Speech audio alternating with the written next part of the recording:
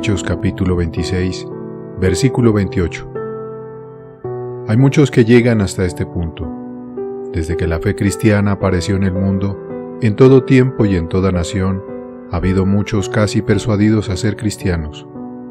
Mas viendo que de nada vale ante la presencia de Dios el llegar tan solo hasta este punto, es de la mayor importancia que consideremos. Primero, lo que significa ser casi cristiano. Segundo, lo que es ser cristiano por completo. Primero, el ser casi cristiano implica en primer lugar una honestidad pagana. No creo que nadie dude de esto, especialmente por cuanto no me refiero únicamente a esa honestidad que los escritos de sus filósofos recomiendan, sino también a la que los paganos comunes esperan unos de otros, y muchos de hecho lo practican. Esa honestidad les enseña que no deben ser injustos, que no deben robar ni hurtar los bienes de su vecino, ni oprimir a los pobres, ni cometer extorsión alguna, ni engañar o defraudar a ricos o a pobres en cualquier relación que tuviesen con ellos, ni privar a nadie de su derecho, ni en la medida de lo posible no deberle nada a nadie. Más aún, los paganos comunes reconocían la necesidad de rendir tributo a la verdad y a la justicia. Por tanto, aborrecían no solo a quien juraba en falso poniendo a Dios por testigo de una mentira, sino también a quien calumniaba a su prójimo, acusándole falsamente. Y tampoco tenían en gran estima a los mentirosos de toda suerte, a quienes consideraban deshonra del género humano y la plaga de la sociedad. Además, esperaban unos de otros cierta caridad y auxilio. Esperaban auxilio que pudieran prestarse sin daño propio, y esto incluía no solamente esos pequeños favores humanitarios que se hacen sin costo o dificultad, sino también darle comida al hambriento si le sobraba, vestir al desnudo con la ropa que no necesitaban, y en general, darles a los necesitados cualquier cosa que ellos mismos no necesitaran.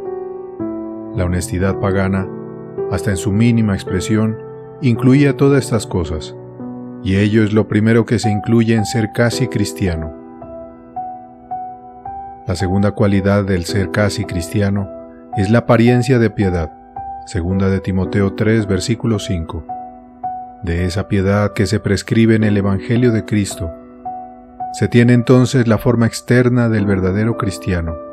Por tanto, el casi cristiano no hace nada que el Evangelio prohíba, no toma el nombre de Dios en vano, bendice y no maldice, no jura, sino que sus palabras son sí, sí, no, no.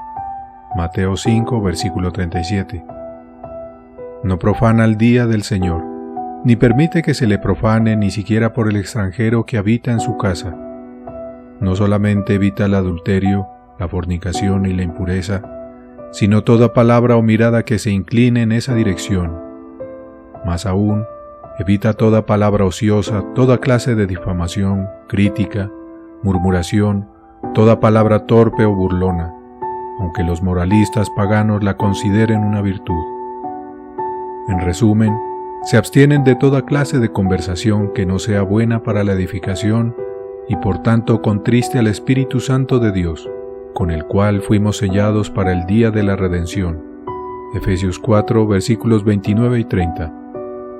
Se abstiene de vino, en lo cual hay disolución. Efesios 5, versículo 18. Así como de festines y glotonerías. Evita en la medida de lo posible toda disputa y contienda, constantemente procurando vivir en paz con todos. Si sufre injusticia, no se venga, ni devuelve mal por mal.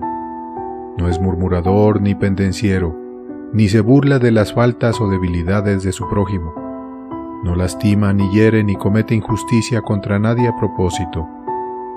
Al contrario, en todas las cosas habla y actúa conforme a la regla explícita. Lo que no quieres que se haga contigo, no lo hagas a otro.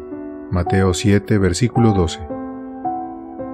Y en el hacer el bien no se limita a las obras fáciles, y que cuestan poco, sino que trabaja y sufre en bien de muchos, para así ayudar al menos a algunos. A pesar de trabajos y penas, todo lo que le viene a la mano para hacer, lo hace según sus fuerzas, Eclesiastés 9, versículo 10. Ya sea para sus amigos o para sus enemigos, para los malos o para los buenos, porque siendo no perezosos, Romanos 12, versículo 11, en este o en cualquier otro asunto, según tiene oportunidad, hace el bien a todos, Gálatas 6, versículo 10, tanto a sus almas como a sus cuerpos. Reprende a los malos, instruye a los ignorantes, fortifica a los que vacilan, anima a los buenos y consuela a los afligidos. Procura despertar a los que duermen y guiar a aquellos quienes Dios ya ha despertado hacia la fuente que ha sido abierta para lavar el pecado y la inmundicia, de modo que pueden lavarse en ella y ser limpios. Y procura también amonestar a quienes ya son salvos por la fe, a honrar en todas las cosas el Evangelio de Cristo. Quien tiene la forma externa de la piedad, usa también de los medios de gracia, de todos ellos y a cada oportunidad. Constantemente asiste a la casa de Dios, y no como algunos que se presentan ante el Altísimo cargados de oro y joyería, con vestidos relucientes de vanidad, y quienes, ya sea por sus mutuas e innecesarias atenciones, o por su impertinente frivolidad, muestran que no tienen ni la forma ni el poder de la piedad. Quiera Dios que no haya tampoco entre nosotros quienes caigan bajo la misma condenación, que vienen a la casa de Dios mirando a su derredor y con todas las señales de indiferencia y descuido, aunque parezcan pedir la bendición de Dios sobre lo que van a hacer, quienes durante el culto solemne se duermen o se recuestan del modo más cómodo para dormir, o quienes como si se imaginaran que es Dios quien duerme, conversan o miran de acá para allá, como si no tuvieran nada que hacer. Que nadie les acuse de tener siquiera la forma de la piedad. No, quien posee al menos esa forma se comporta con seriedad y atención a cada momento del servicio solemne, especialmente cuando se acerca a la mesa del Señor. No lo hace liviana o descuidadamente, sino con tal aire, modales y comportamiento que no parecen sino decir: Dios, ten misericordia de mí, pecador. Lucas 18, versículo 13. Si a todo esto le añadimos el uso constante de la oración con la familia, por parte de quienes son jefes de familia, y el consagrar ciertos momentos del día a la comunión con Dios en lo privado, con una conducta siempre seria, resulta que quien constantemente practica esta religiosidad externa tiene la forma de la piedad. Solo una cosa le falta para ser casi cristiano: la sinceridad. Por sinceridad entiendo un principio real e interno de la religión, del cual surgen estas acciones externas. Ciertamente, sin ella no hay siquiera honestidad pagana, ni aun la suficiente para satisfacer los requisitos de un poeta pagano y epicúreo. Hasta ese infeliz en sus momentos sobrios puede testificar: los buenos dejan de pecar por amor a la virtud, los malos dejan de pecar por temor al castigo. De modo que si alguien deja de hacer el mal para evitar el castigo, no alimentarás a los cuervos colgado de una cruz. Horacio. Dice el pagano Horacio, y en esto tiene su recompensa. Pero ni siquiera este poeta diría que tal persona es un pagano honesto.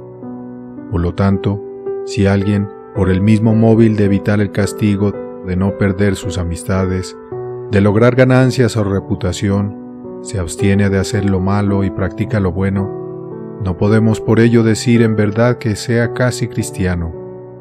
Si no tiene mejores intenciones en su corazón, es sencillamente un hipócrita. Luego, el ser casi cristiano implica necesariamente el ser sincero, un verdadero deseo de servir a Dios, un firme propósito de hacer su voluntad. Se requiere de un deseo sincero de agradar a Dios en todas las cosas, en la conversación, en las acciones y en todo lo que se hace o se deja de hacer. Tal propósito, si ha de ser casi cristiano, tiene que afectar el tono de la vida entera. Tal ha de ser el principio que le impulse a hacer el bien, a abstenerse del mal y a usar de las ordenanzas de Dios. Pero probablemente alguien preguntará: ¿Será posible ir tan lejos y sin embargo no ser más que un casi cristiano? ¿Qué más puede requerirse para ser completamente cristiano? A lo cual respondo, en primer lugar, que es tanto por los oráculos divinos como por el testimonio claro de la experiencia que sé que es posible hacer todo esto y sin embargo no ser más que casi cristiano. Hermanos, mucha franqueza tengo con vosotros, y perdonadme este agravio, si declaro mi locura desde los tejados de las casas, para bien de ustedes y del Evangelio es. Permítame hablarles francamente de mí mismo, como si hablara de otra persona cualquiera. Estoy dispuesto a humillarme para que ustedes sean exaltados, y a ser todavía más vil para que Dios sea glorificado. Por muchos años llegué hasta este punto, como muchos de ustedes pueden testificar. Diligentemente huí de todo mal, tratando de tener una conciencia limpia, redimiendo el tiempo, aprovechando toda oportunidad de hacer bien a todos, constantemente y celosamente, usando de todos los medios de gracia, tanto públicos como privados, buscando una conducta firme y seria en todo tiempo y en todo lugar, y testigo me es Dios, ante quien ahora estoy, de que hacía todo esto sinceramente, con un verdadero propósito de servir a Dios, un firme deseo de hacer su voluntad, de agradar en todo a quien me había llamado a pelear la buena batalla y a echar mano de la vida eterna.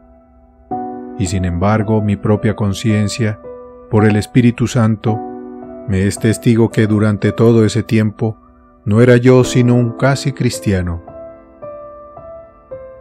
Segundo, si se pregunta, ¿qué otra cosa además de todo esto se requiere para ser completamente cristiano? A lo cual respondo, en primer lugar, amar a Dios, porque así dice su palabra, amarás al Señor tu Dios con todo tu corazón, y con toda tu alma, y con toda tu mente, y con todas tus fuerzas. Marcos 12, versículo 30. Tal amor de Dios hincha el corazón, se posesiona de todos los afectos, llena el alma a plenitud, y emplea todas sus facultades hasta el máximo. El espíritu de quien sí ama a Dios continuamente, se regocija en Dios su Salvador. Lucas 1, versículo 47. En el Señor está su delicia, en su Señor y en todo, a quien da gracias en todo. El nombre y la memoria del Señor son el deseo de su alma. Isaías 26, versículo 28. Su corazón clama constantemente, ¿a quién tengo yo en los cielos sino a ti? Y fuera de ti nada deseo en la tierra. Salmo 73, versículo 25. Ciertamente, ¿qué puede desear sino a Dios? No el mundo, ni las cosas del mundo, porque el mundo le ha sido crucificado, y él al mundo. Ha sido crucificado al deseo de la carne, al deseo de los ojos y al orgullo de la vida. Sí, está muerto a toda clase de orgullo, porque el amor no se envanece. Al contrario, quien, porque permanece en amor, permanece en Dios, y Dios en él, se considera a sí mismo menos que nada.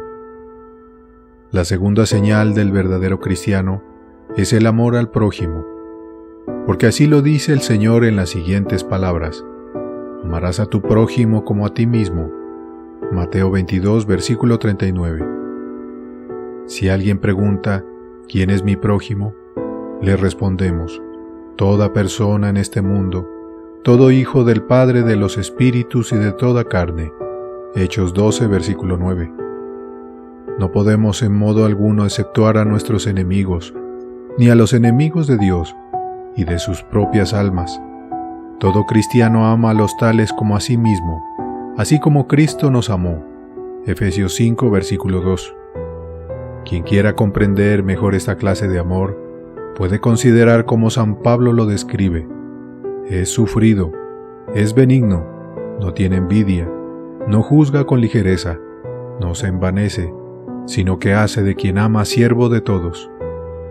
El amor no hace nada indebido, sino que todo se hace de todo. No busca lo suyo propio, sino el bien de los demás, para que puedan ser salvos. El amor no se irrita, sino que desecha la ira, pues quien la tiene carece de amor. El amor no piensa mal de los demás. El amor no se goza de la injusticia, mas se goza de la verdad. El amor todo lo sufre, todo lo cree, todo lo espera, todo lo soporta. 1 Corintios 13. Hay una cosa más que se requiere para ser completamente cristiano. Esta merece consideración aparte, aunque en realidad no puede separarse de lo que antecede. Se trata del fundamento de todo, y esta es la fe. Excelentes cosas se dice de ella en los oráculos de Dios, porque todo aquel que cree que Jesús es el Cristo es nacido de Dios, dice el discípulo amado. 1 de Juan 5, versículo 1. A todos los que le recibieron, a los que creen en su nombre, les dio potestad de ser hechos hijos de Dios. Juan 1, versículo 12. Y esta es la victoria que vence al mundo, nuestra fe. 1 de Juan 5, versículo 4. Sí, nuestro Señor mismo declara que el que cree en el Hijo tiene vida eterna, y no vendrá condenación, mas ha pasado de muerte a vida. Juan 5, versículo 24. En esto que nadie engañe a su propia alma, ha de notarse que la fe que no produce arrepentimiento, amor y buenas obras no es la fe viva y verdadera de que hablamos aquí, sino una fe muerta y diabólica, porque hasta los demonios mismos creen que Cristo nació de una virgen, que hizo toda suerte de milagros, declarando que era Dios mismo, que por nosotros sufrió muerte dolorosísima, para redimirnos de la muerte eterna, que se levantó al tercer día, que ascendió al cielo y está sentado a la diestra del Padre, y que al fin del mundo vendrá de nuevo para juzgar a los vivos y a los muertos.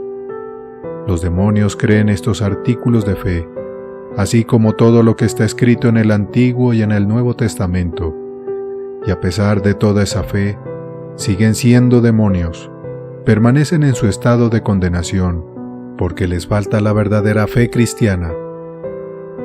Utilizando el lenguaje de nuestra propia Iglesia, la correcta y verdadera fe cristiana no consiste solo en creer que las Sagradas Escrituras y los artículos de fe dicen verdad, sino también en tener una plena seguridad y completa certeza de que Cristo nos salva de la condenación eterna.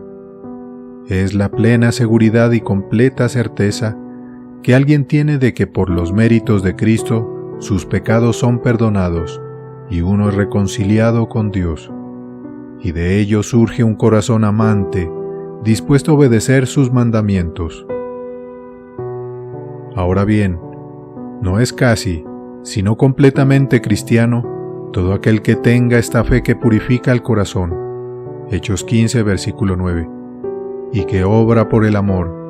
Esta fe purifica el corazón, mediante el poder de Dios que mora en él, de la soberbia, de la ira, del deseo impuro, de toda iniquidad, de toda inmundicia de carne y de espíritu. 2 Corintios 7, versículo 1.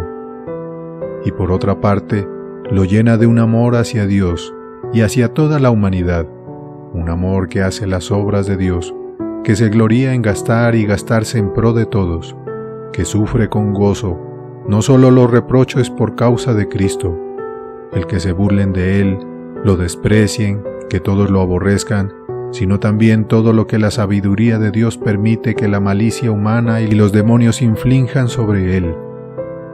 Empero, ¿quiénes son los testigos vivientes de estas cosas?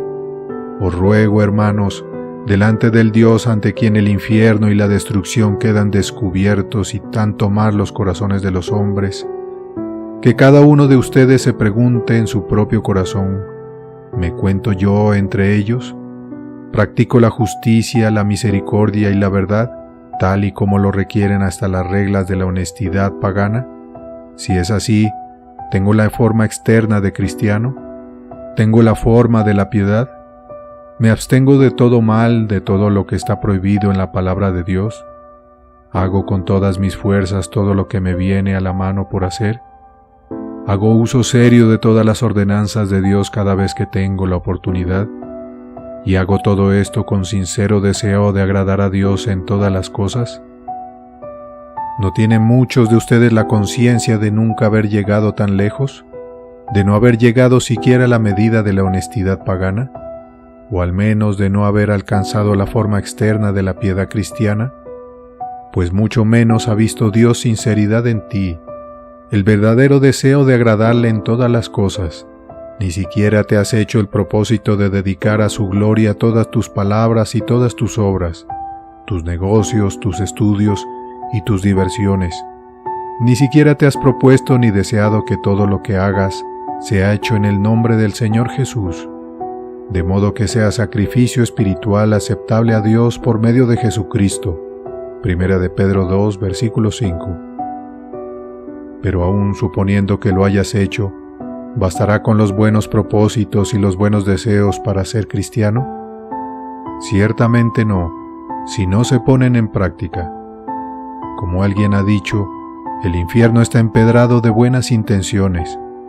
Queda todavía pendiente la gran pregunta: ¿está tu corazón lleno de amor de Dios?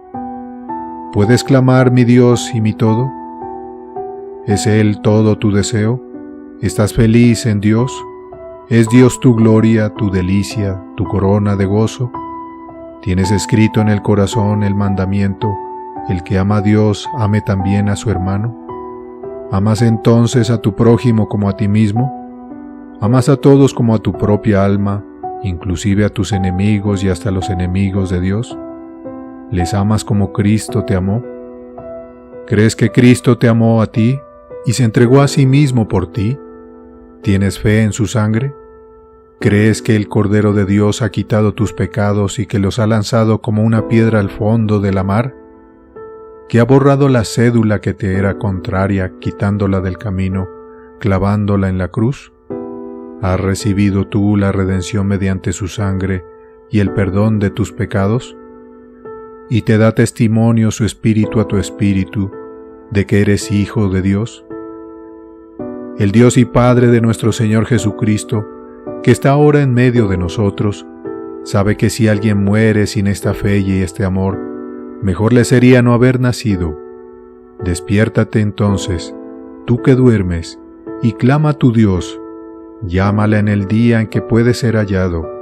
No le dejes descansar hasta que haga todo su bien delante de tu rostro, y proclame delante de ti el nombre del Señor, el Señor fuerte, misericordioso y piadoso, tardo para la ira y grande en misericordia y verdad, que guarda misericordia a millares, que perdona la iniquidad, la rebelión y el pecado.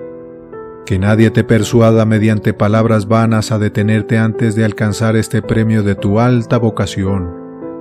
Al contrario, clama de día y de noche a quien, cuando aún éramos débiles, murió por los impíos.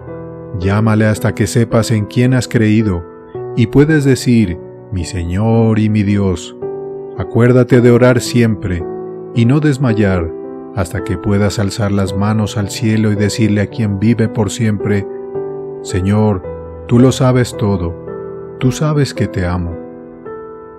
Quiera Dios que todos los que aquí estamos lleguemos a saber lo que es ser, no ya casi, sino completamente cristiano, justificados gratuitamente por su gracia, mediante la redención que es en Cristo Jesús, sabiendo que tenemos paz para con Dios mediante Jesucristo, gozándonos en la esperanza de la gloria de Dios, y teniendo el amor de Dios en nuestros corazones por el Espíritu Santo que nos es dado.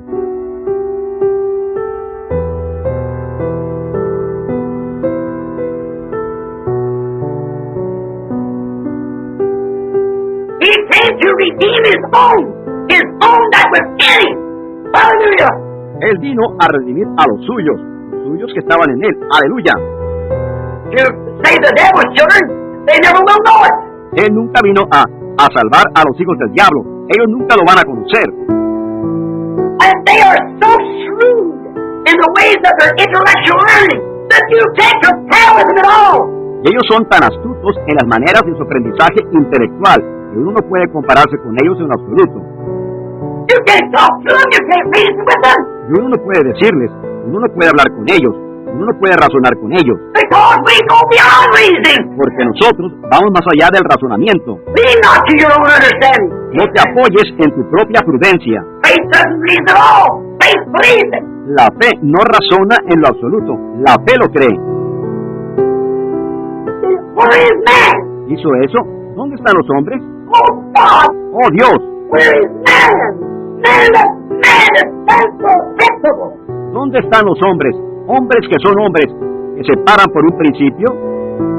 Where is man with spirit? ¿Dónde hay hombres con espíritu? They're so wishy-washy and formed up until they don't know where they stand. Son tan faltos de carácter y tardos al grado que ellos no saben dónde están parados. Where's the man not afraid to speak out? ¿Dónde está el hombre que no tiene temor de hablar claro? Because the whole world's against him. Speak out for what's right and stand for it and die for it. Pase lo que pase, aunque todo el mundo esté en contra de él, habla claro por lo que es correcto y se para por ello y muere por ello.